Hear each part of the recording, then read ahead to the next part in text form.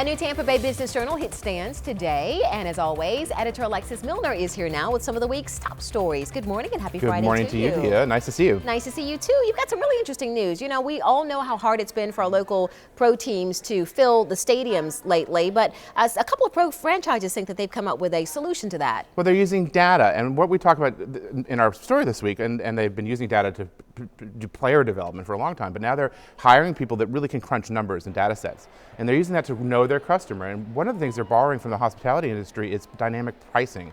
And now for our audience, the businesses can probably look at data to trying to solve certain kinds of problems. What are issues that they want to address? And they need to look at data as a benefit, not a distraction. And that's what our story looks at. It's really interesting stuff. And also, it's been years since a new office building was built in Tampa, but you think that the time is right now, and you know, and it's a good time for that. But what does it say about the local economy? Exactly. Well, coming out of the Great Recession, there's been no speculative office building, and that's when you have a building that you haven't pre-leased. And we had an analyst tell us this week that it could be ripe for a building to be put up by somebody. It takes a lot of money to invest in that, especially if you don't have somebody to go into a chunk of that space.